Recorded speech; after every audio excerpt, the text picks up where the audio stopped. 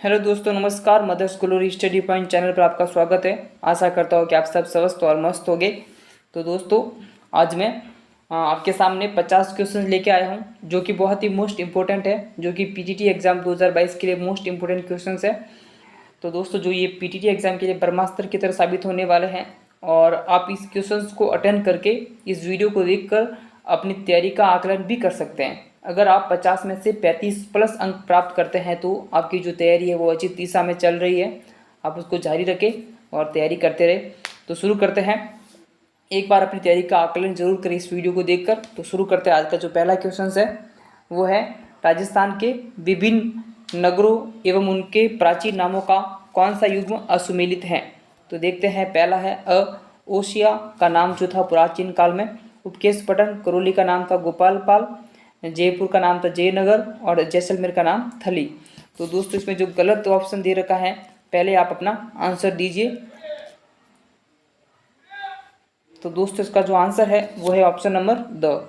मैं बीच बीच में दोस्तों रुक जाया करूँगा ऑप्शन बोलने के बाद अपना आंसर, मतलब तब तक आप अपना आंसर दिमाग में सोचें या फिर कॉपी और पेन पे लेकर कॉपी पे नोट कर लीजिए। उसके बाद अपना आकलन करते रहिएगा कि आपने 50 में से कितने क्वेश्चंस राइट किए, और मुझे कमेंट बॉक्स में ज़रूर बताइएगा।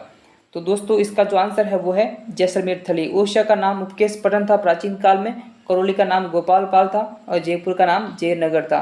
दोस्तों, जैसलमेर का जो नाम था, प्राचीन नाम, वो था मांड प्रदेश। या तो इसको मांड कहते थे, मांड प्रदेश, या फिर कहते थे वल प्रदेश। दो नाम थे इनके। ठीक है दोस्तों। और जो थली नाम है दोस्तों, थली, ये थली जो है बीकानेर के आसपास के क्षेत्र को क्या कहा जाता था? थली। याद रखना, बीकानेर के आसपास के क्षेत्र को थली कहा जाता था। आगे देखते हैं। आगे है, राजस्थान में दक्षिण पूर्व पठार यानी कि हड़ौती का पठार भौतिक प्रदेश का अधिकांश भाग किन नदियों द्वारा सिंचित है। ऑप्शन ए है बनास व उनकी सहायक नदियों द्वारा, ब है बनास व माही नदियों द्वारा, स है चंबल व उसकी सहायक नदियों द्वारा, और द है चंबल व माही नदियों द्वारा।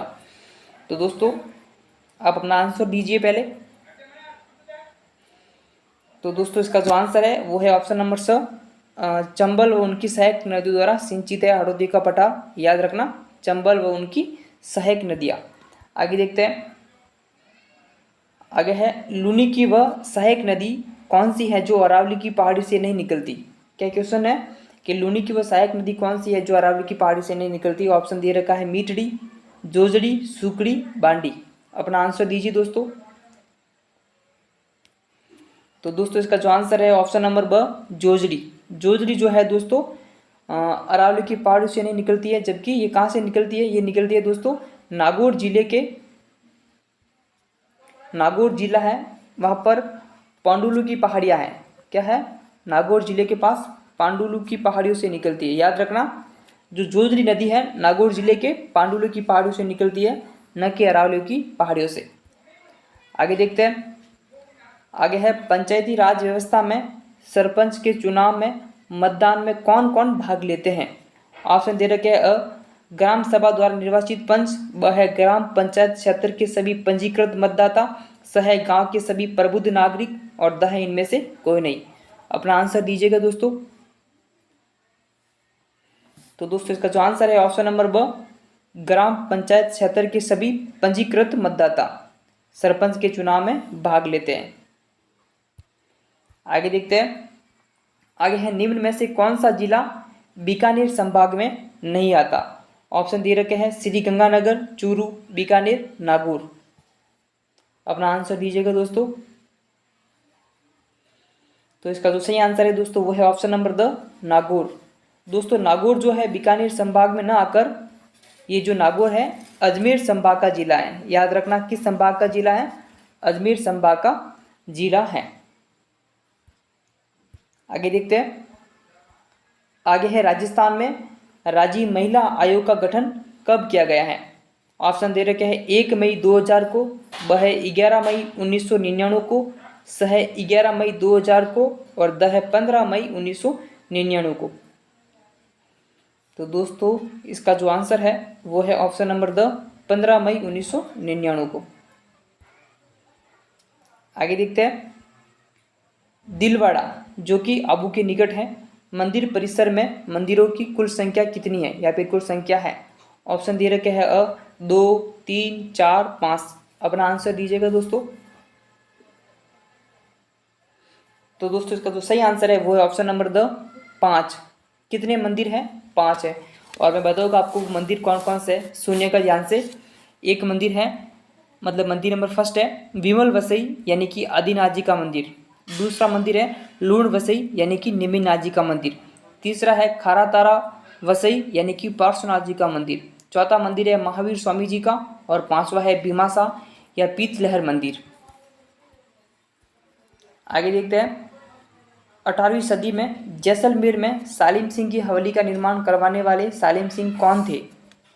क्या क्वेश्चन पूछा है? सालिम सिंह कौन थे? ऑप्शन दे रखे हैं जैसलमेर के शासक, ब है जैसलमेर के राजकवि, स है जैसलमेर के प्रधानमंत्री यानी कि दीवान, और द है जैसलमेर के संगीतज्ञ। अपना आंसर दीजिएगा दोस्तों। तो दोस्तों इसका जो सही आंसर है वो ऑप्शन नंबर स, जैसलमेर के प्रधानमंत्री यानी कि दीवान। दोस्तों जो सालिम सिंह की हवेली है वो 5 मंजिला है, आप ये भी याद रखना। कितनी मंजिला है? सालिम सिंह की हवेली 5 मंजिला है। आगे देखते हैं। टोडाग्राम जिला टोंक में किस प्रसिद्ध निर्गुणी संत की गुफा स्थित है? ऑप्शन दे रखे हैं संत रजब जी, संत दादू जी, संत पीपा जी, संत धन्ना जी। तो दोस्तों इसका जो सही आंसर है वो है ऑप्शन नंबर स, संत पीपा जी। संत पीपा जी ने यहाँ पर तपस्या की थी और यहीं पर अपनी गुफा बनाई थी। आगे देखते हैं। गोसुंडी शिलालेख किस लिपि में है? क्या क्वेश्चन है? गोसुंडी शिलालेख किस लिपि में है? ऑप्शन है ब्राह्मी लिपि में, देवनागरी लिपि में, महाजनी लिपि में या फिर हर्ष लिपि में। अपना आंसर दीजिएगा दोस्तों। तो दोस्तों इसका जो सही आंसर है वो है ऑप्शन नंबर अ ब्राह्मी लिपि में। जो गोसुंडी अभिलेख है दोस्तों वो है, गोसुंडी शिलालेख किस लिपि में लिखा गया है? ब्राह्मी लिपि में लिखा गया है। आगे देखते हैं। आगे है मंडोर के प्रत्यार किस वर्ण के माने जाते हैं? ऑप्शन अ है क्षत्रिय, वैश्य, शूद्र या फिर ब्राह्मण। अपना आंसर दीजिएगा दोस्तों। तो दोस्तों इसका जो सही आंसर है वो है ऑप्शन नंबर अ क्षत्रिय। मंडोर के प्रत्यार क्षत्रिय थे। आगे देखते हैं। निम्न में से कौन सा युद्ध भारतीय इतिहास में मील का पत्थर सिद्ध हुआ?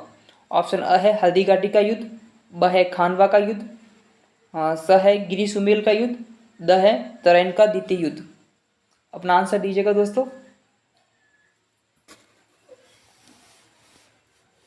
तो दोस्तों इसका जो सही आंसर है वो है ऑप्शन नंबर द तराइन का द्वितीय युद्ध, जो कि 1192 ईस्वी में हुआ था दोस्तों। और किन के मध्य हुआ था? मोहम्मद गोरी और पृथ्वीराज थर्ड के मध्य हुआ था। पृथ्वीराज तृतीय थर्ड, जिनमें पृथ्वीराज की हार हुई थी और मोहम्मद गोरी की विजय हुई। और उसी के बाद भारत में सल्तनत काल की नींव पड़ी और उसके बाद मुगल काल आया और उसके बाद अंग्रेज़ों ने भारत पर मतलब शासन स्थापित कर लिया और भारत की आज़ादी तक मतलब जो भारत है वो गुलाम बन के रहा।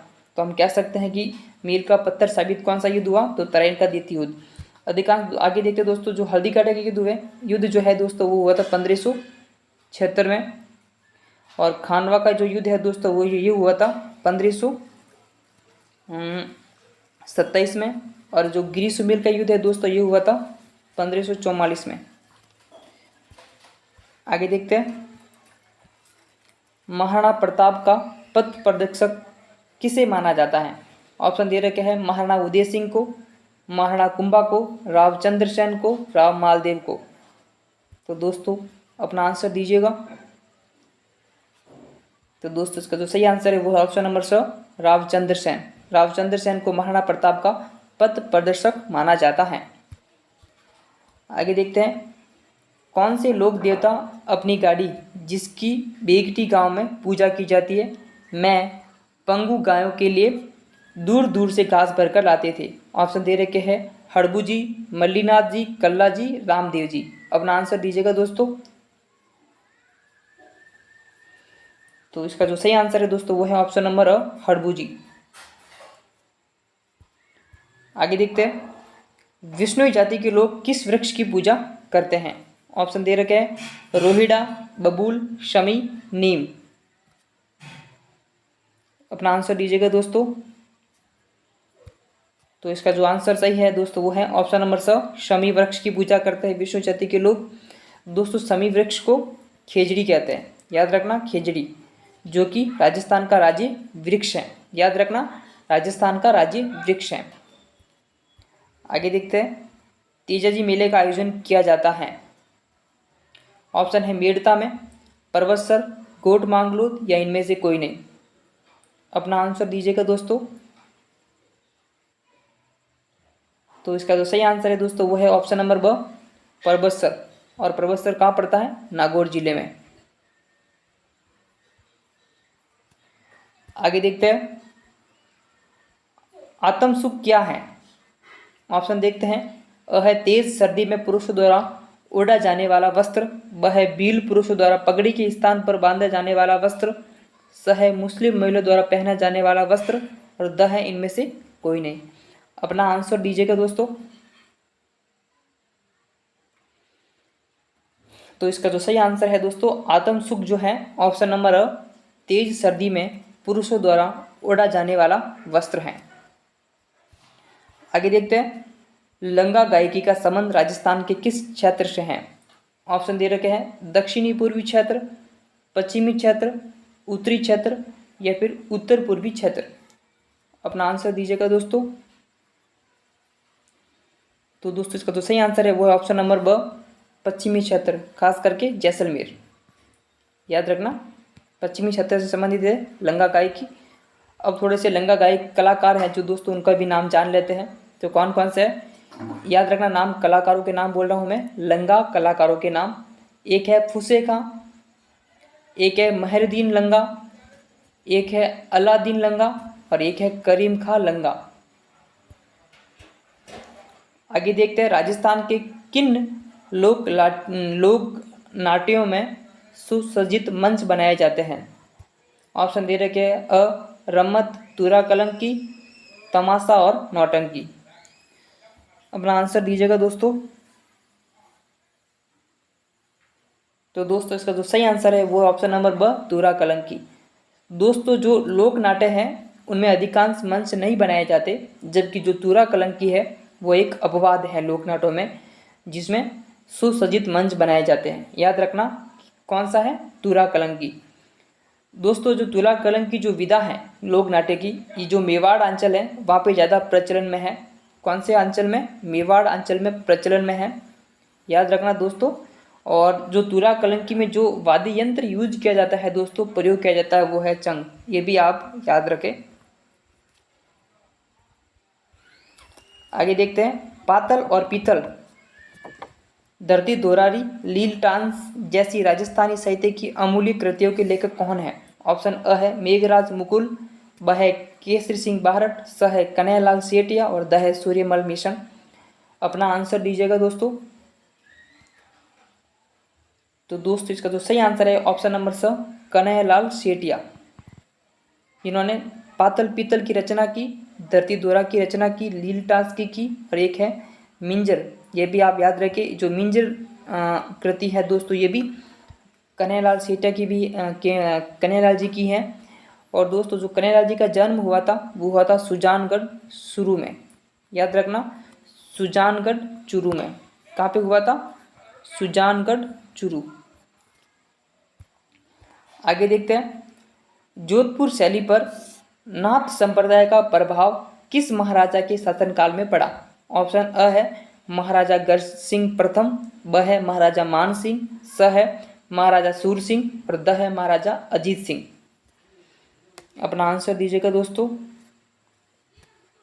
तो इसका तो सही आंसर है ऑप्शन नंबर ब, महाराजा मान सिंह के शासनकाल में जोधपुर शैली पर नाथ संप्रदाय का प्रभाव पड़ा। और दोस्तों इनके जो गुरु थे मान सिंह के, तो ये भी आप याद रखें, गुरु का नाम था आयस देवनाथ जी। क्या नाम था? आयस देवनाथ।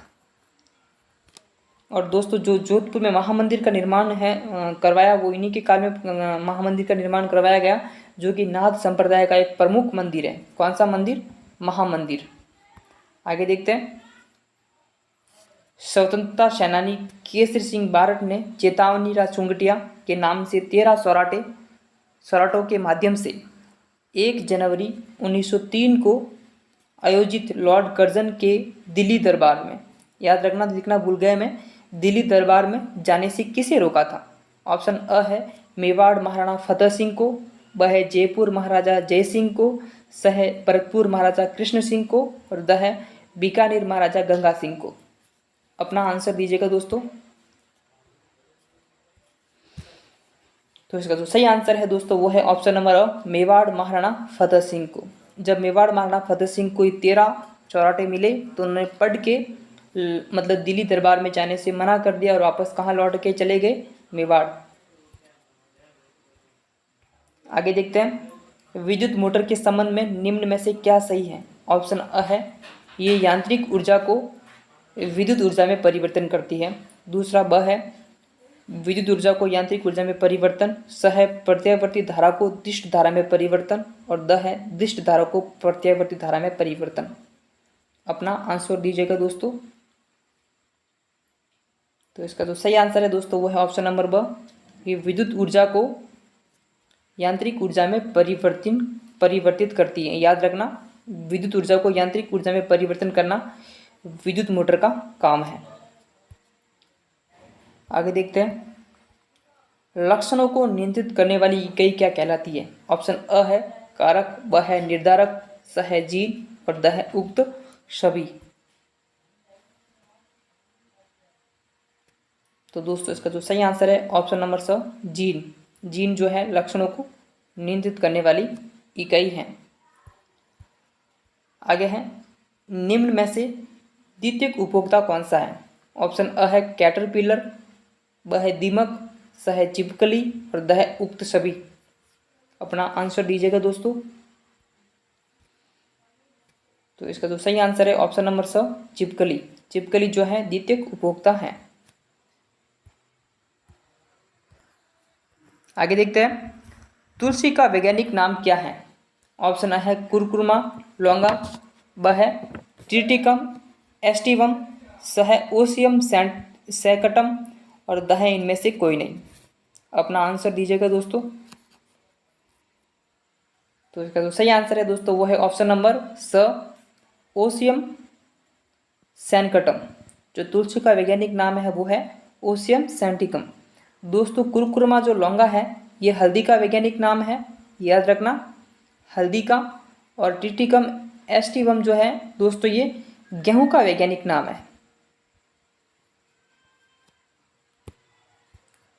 आगे देखते हैं, किस रोग के उपचार में रोगी को प्याज का रस पिलाया जाता है? ऑप्शन अ है मोती जर्रा, ब है खसरा, स है हेजा और द है पोलियो। तो दोस्तों इसका जो सही आंसर है वो है ऑप्शन नंबर स, हेजा। हेजा रोग में रोगी को प्याज का रस पिलाया जाता है। और दोस्तों जो हेजा है इसका जो रोगजनक होता है उसका नाम भी लिख लेता हूँ मैं। इसका जो रोगजनक है वह है विब्रियो, क्या नाम है? Vibrio cholerae.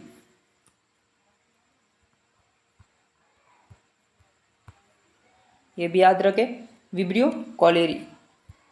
आगे देखते हैं, निम्नलिखित समाज सुधारक में से कौन विधवा पुनर्विवाह अधिनियम के पारित होने से जुड़े थे? ऑप्शन अ है स्वामी विवेकानंद, ब है राजा राम मोहन राय और स है ईश्वर चंद्र विद्यासागर और द है रामकृष्ण परमहंस।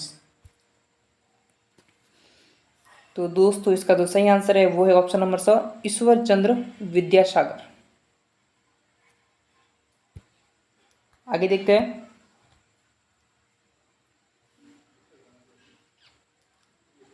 आगे है, जैन साहित्यों में निम्न में से किस तीर्थंकर को आदिनाथ के नाम से भी जाना जाता है?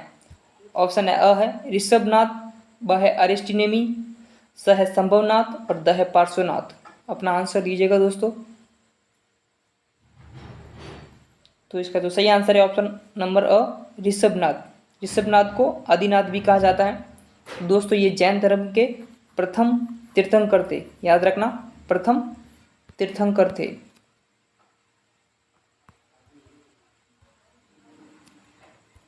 आगे देखते हैं, सल्तनत काल में युद्ध के द्वारा लूटा गया कर क्या कहलाता था? ऑप्शन अ है खराज, ब है जजिया, स है खुमस और द है जकात। अपना आंसर दीजिएगा दोस्तों।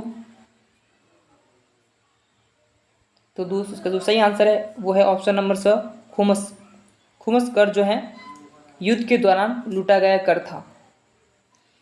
थोड़ा सा इनके बारे में जान लेते हैं कि दोस्तों जो खराज है, खराज जो है दोस्तों वो गैर मुस्लिमों से लिया जाने वाला भूमि कर था। याद रखना, ये खराज गैर मुस्लिमों से लिया जाने वाला भूमि कर था।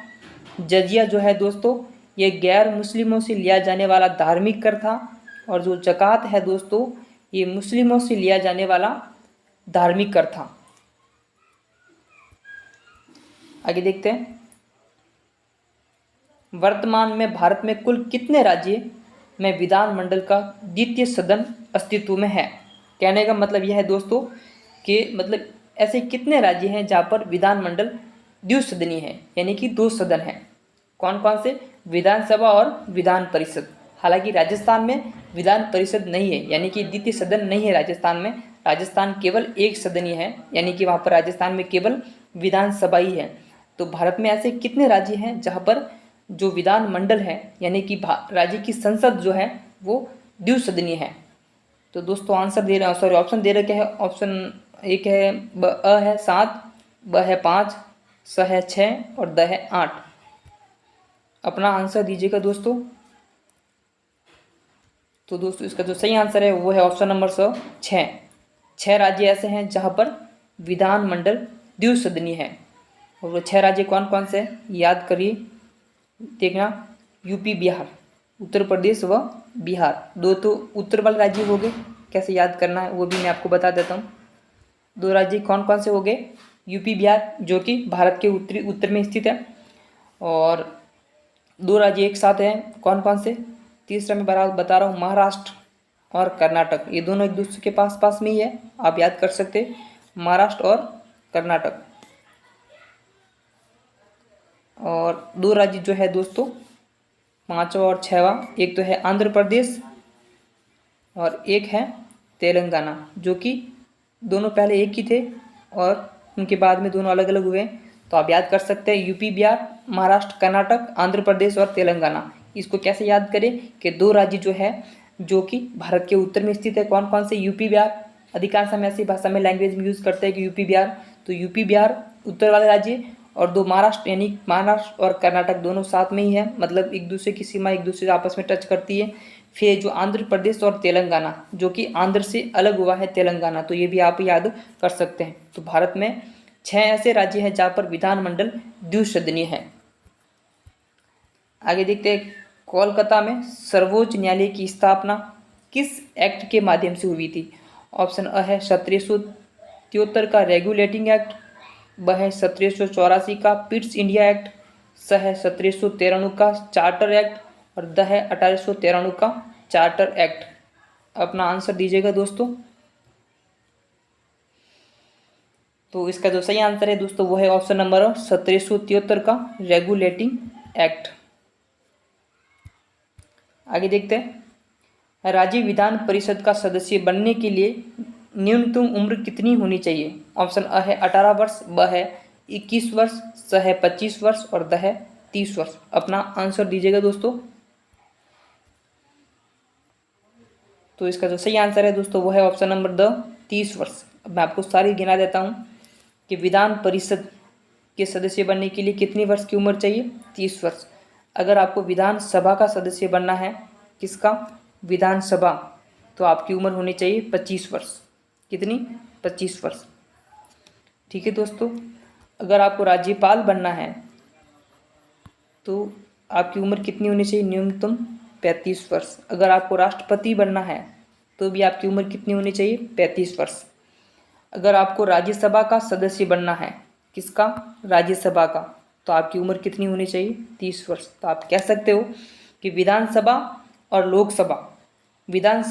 लोकसभा में न्यूनतम आयु कितनी चाहिए? 25 वर्ष। राज्यपाल और राष्ट्रपति में न्यूनतम आयु कितनी चाहिए? 35 वर्ष। और विधान परिषद और राज्यसभा के सदस्य बनने के लिए कितनी उम्र चाहिए न्यूनतम? वो है 30 वर्ष। आगे देखते हैं, किस समिति ने देश में त्रिस्तरीय पंचायती राज व्यवस्था की स्थापना की सिफारिश की थी? ऑप्शन अ है पंचायती राज प्रशासन समिति, ब है बलवंत राय मेहता समिति, स है अशोक मेहता समिति और द है जीवी के राव समिति। अपना आंसर दीजिएगा दोस्तों। तो दोस्तों इसका जो सही आंसर है वो है ऑप्शन नंबर ब, बलवंत राय मेहता समिति ने देश में त्रिस्तरीय पंचायती राज व्यवस्था की स्थापना की सिफारिश की थी। और दोस्तों इस समिति कब गठित की गई थी ये भी आप याद रखें, 1957 को। डेट सन याद रखें, 1957 को बलवंत राय मेहता समिति की स्थापना की गई थी। आगे देखते हैं, ये मेरे वतन के लोगों देशभक्ति गीत किसने लिखा? ऑप्शन अ है जावेद अख्तर, ब है समीर, स है देव कोहली और द है प्रदीप। अपना आंसर दीजिएगा दोस्तों। तो इसका जो सही आंसर है दोस्तों वो है प्रदीप। प्रदीप ने ये मेरे वतन के लोगों देशभक्ति गीत की रचना की थी। और ये गीत क्यों लिखा गया मैं वो भी आपको बताता हूँ दोस्तों। जो 1962 में भारत चीन जो युद्ध हुआ था, जिसमें भारतीय सैनिक जो शहीद हुए थे दोस्तों, उनको श्रद्धांजलि देने के लिए प्रदीप जी ने ये गीत लिखा था, ए मेरे वतन के लोगों जरा आंख में भर लो पानी। याद रखिए दोस्तों, 1962 में जो सैनिक शहीद हुए थे चीन भारत युद्ध में, उनको श्रद्धांजलि देने के उपलक्ष्य में ये गीत लिखा गया, ए मेरे वतन के लोगों। किनके द्वारा? प्रदीप जी के द्वारा। आगे देखते हैं, भारत रत्न सम्मान पाने वाले पहले खिलाड़ी हैं। ऑप्शन अ है मिल्खा सिंह, ब है सुनील गावस्कर, द है दारा सिंह और स है दारा सिंह और द है सचिन तेंदुलकर। अपना आंसर दीजिएगा दोस्तों। तो दोस्तों इसका जो सही आंसर है option number the, Sachin Tendulkar पहले भारतीय हैं जिनको भारत रत्न सम्मान से नवाजा गया। दोस्तों ये सबसे कम उम्र के खिलाड़ी हैं जिनको भारत रत्न मिला है। और ये भी जान लेते हैं कि भारत रत्न जो पुरस्कार है उसकी मतलब स्थापना या फिर शुरुआत कब हुई। तो दोस्तों ये इनकी शुरुआत जो है दोस्तों 1954 में हुई। आप ये भी याद रखें, भारत रत्न पुरस्कार देने की शुरुआत कब हुई? तो 1954 में। आगे देखते हैं, भारत में सर्वप्रथम स्थापित राष्ट्रीय पार्क हैं। ऑप्शन अ है जिम कॉर्बेट राष्ट्रीय पार्क, ब है कान्हा राष्ट्रीय पार्क, स है रणथंभौर राष्ट्रीय पार्क, द है बांधवगढ़ राष्ट्रीय पार्क। अपना आंसर दीजिएगा दोस्तों। तो इसका जो सही आंसर है वो है ऑप्शन नंबर अ, जिम कॉर्बेट राष्ट्रीय पार्क। जिम कॉर्बेट राष्ट्रीय पार्क। क्या आंसर है दोस्तों? जिम कॉर्बेट राष्ट्रीय पार्क। दोस्तों जिम कॉर्बेट राष्ट्रीय पार्क है, इसका पहले का जो नाम था वो था हेली राष्ट्रीय पार्क, हेली नेशनल पार्क, जिसकी स्थापना 1936 में की गई थी। कब की गई थी? 1936 में। और ये दोस्तों कहाँ स्थित है? तो ये उत्तराखंड में स्थित है। आप ये भी याद रखें, कहाँ पे स्थित है? उत्तराखंड में। आगे देखते हैं, भारत में पहली औद्योगिक नीति कब शुरू की गई थी? ऑप्शन अ है 1956, ब है 1948, स है 1951 और द है 1965। अपना आंसर दीजिएगा दोस्तों। तो इसका जो सही आंसर है दोस्तों वो है ऑप्शन नंबर ब, 1948। और 6 अप्रैल 1948 को भारत की पहली औद्योगिक नीति स्थापित की गई थी। याद रखना, 6 अप्रैल 1948 को। उस टाइम जो केंद्रीय औद्योगिक मंत्री थे या फिर केंद्रीय जो उद्योग मंत्री थे दोस्तों, वो थे श्यामा प्रसाद मुखर्जी के द्वारा ये उद्योग नीति की शुरुआत की गई। और भारत ने कौन सी अर्थव्यवस्था अपनाई? तो भारत ने मिश्रित अर्थव्यवस्था अपनाई, जिसमें हम दोनों कह सकते हैं कौन सी, समाजवादी व पूंजीवादी दोनों को साथ मिक्स लेके मिश्रित अर्थव्यवस्था अपनाई थी। आप ये भी याद रखें। आगे देखते हैं, मृदा प्रदूषण नहीं होता है। ऑप्शन अ है नगरीय अपशिष्ट से, ब है औद्योगिक अपशिष्ट से, स है अत्यधिक व अनियंत्रित खनन से और द है वृक्षारोपण से। तो ये तो क्वेश्चन सरल ही है, आप सभी आंसर दे पाएंगे। तो ये इसका जो आंसर है दोस्तों वो है द ऑप्शन, वृक्षारोपण से मृदा प्रदूषण नहीं होता है। आगे देखते हैं, अजमेर मेरवाड़ा की प्रथम, अजमेर मेरवाड़ा के लिखा है दोस्तों यहाँ पे कि प्रथम व एकमात्र मुख्यमंत्री कौन थे। ऑप्शन अ है गोकुल लाल असावा, ब है हरिबाबू उपाध्याय, स है ज्वाला प्रसाद शर्मा और द है माणिक्य लाल वर्मा। तो दोस्तों इसका जो सही आंसर है ऑप्शन नंबर ब, हरिबाबू उपाध्याय, जो कि मेवाड़ के अजमेर मेरवाड़ा के प्रथम व एकमात्र मुख्यमंत्री थे, हरिबाबू उपाध्याय। आगे देखते हैं, अरावली श्रेणियों की चौड़ाई और ऊंचाई किस दिशा में बढ़ती जाती है। ऑप्शन अ है उत्तर पूर्व से दक्षिण पश्चिम की ओर, ब है पूर्व से पश्चिम की ओर, स है दक्षिण पश्चिम से उत्तर पूर्व की ओर और द है पश्चिम से पूर्व की ओर। अपना आंसर दीजिएगा दोस्तों। तो इसका जो सही आंसर है दोस्तों वो है ऑप्शन नंबर अ, उत्तर पूर्व से दक्षिण पश्चिम की तरफ जो अरावली पर्वतमाला है उसकी ऊंचाई और चौड़ाई बढ़ती जाती है। जैसे कि राजस्थान है तो इस तरफ से ये ऐसे है, तो इस तरफ से इस तरफ की तरफ इसकी ऊंचाई और चौड़ाई बढ़ती जाती है। आगे देखते हैं, राजस्थान की वो कौन सी एकमात्र नदी है जो कर्क रेखा को 2 बार पार करती है, या फिर हम कह सकते हैं कि कर्क रेखा को 2 बार काटती है। ऑप्शन अ है लूणी, ब है माही, स है बनास, द है काली सिंध। अपना आंसर दीजिएगा दोस्तों। तो अधिकांश लोग जानते होंगे कि इसका सही आंसर क्या होने वाला है। तो इसका जो सही आंसर है दोस्तों वो है ऑप्शन नंबर ब, माही नदी। माही नदी जो है कर्क रेखा को 2 बार काटती है। दोस्तों माही नदी का जो उद्गम है वो कहाँ से होता है ये भी आप जान ले। तो माही नदी का उद्गम जो है दोस्तों मध्य प्रदेश के धार जिला की विंध्याचल की पहाड़ियों से होता है। कहाँ से? मध्य प्रदेश का एक जिला है धार जिला, और वहाँ से जो विंध्याचल की जो पहाड़ियाँ हैं वहाँ से होता है। और राजस्थान में प्रवेश कहाँ से करती है? तो दोस्तों एक गांव है खांडू गांव, याद रखना। कौन सा गांव? खांडू गांव से ये राजस्थान में प्रवेश करती है। कौन? माही नदी। फिर बाद में बांसवाड़ा और डूंगरपुर की सीमा बनाते हुए ये गुजरात से होकर खंभात की खाड़ी में जाकर गिर जाती है। आगे है, 73वें संविधान संशोधन के अनुसार वर्तमान में पंचायती राज संस्थाओं में अध्यक्ष के कम से कम कितने पद महिलाओं के लिए आरक्षित किए गए हैं। ऑप्शन अ है 1/3, ब है 2/3, स है 3/4 और द है 1/2। अपना आंसर दीजिएगा दोस्तों।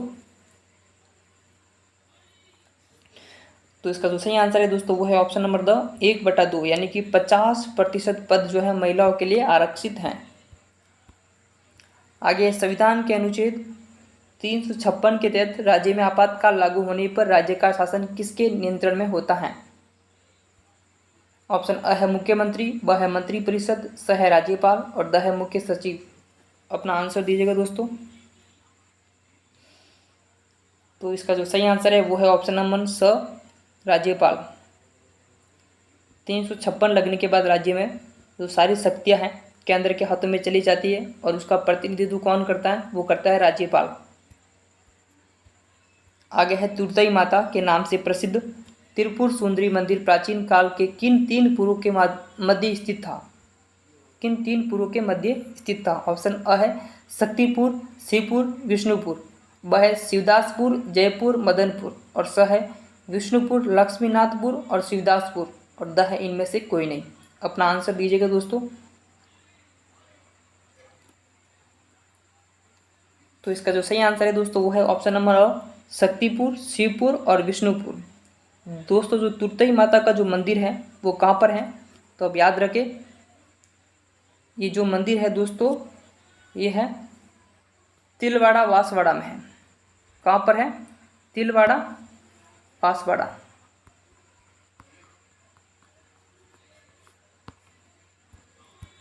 आगे देखते हैं, चांदी के दो बड़े कलश जिसे गंगा जली, जो दुनिया में चांदी के सबसे बड़े बर्तनों के रूप में Guinness book of world record में शामिल है, जयपुर के किस ऐतिहासिक महल में स्थित है? ऑप्शन अ है हवा महल में, ब है सिटी पैलेस में, स है सर्वतोभद्र महल में और माधो निवास में। अपना आंसर दीजिएगा दोस्तों। तो इसका जो सही आंसर है दोस्तों वो है ऑप्शन नंबर ब, सिटी पैलेस में स्थित है, मतलब यहाँ पे रखे गए हैं। दोस्तों कहानी क्या है कि जो जयपुर के राजा थे माधो सिंह सेकंड, तो माधो सिंह सेकंड जो है जो सप्तम जो थे, मतलब जॉर्ज सप्तम, उनके जो राज्याभिषेक में इन दो बड़े कलश में गंगाजल लेके लंदन गए थे। कौन? माधो सिंह द्वितीय। माधो सिंह द्वितीय जो है इन दो बड़े बड़े कलशों में चांदी के में जल लेके लंदन गए थे, और उनके बाद ये वापस लाके वहाँ ये जो सिटी पैलेस महल में रखा गया है। अब याद रखें इन्हें, कौन लेके गए थे? माधो सिंह सेकंड लंदन लेके गए थे इन कलशों को। आगे देखिए, टोंक स्थित सुनहरी कोठी का निर्माता किसे माना जाता है?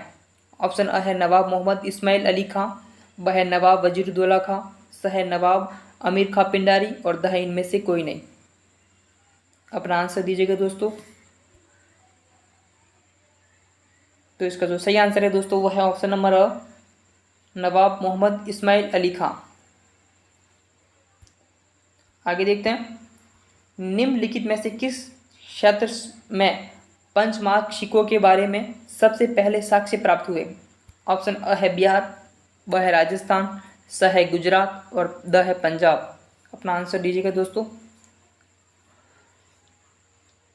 तो इसका जो सही आंसर है दोस्तों वो है ऑप्शन नंबर ब, राजस्थान। राजस्थान में भी कहाँ से? तो रेड टोंक से सबसे पहले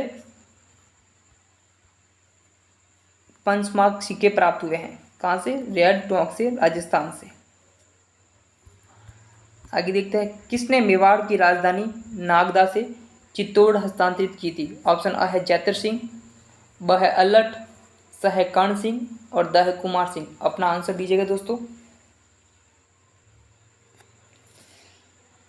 तो दोस्तों इसका जो सही आंसर है वो है ऑप्शन नंबर अ, जैतर सिंह।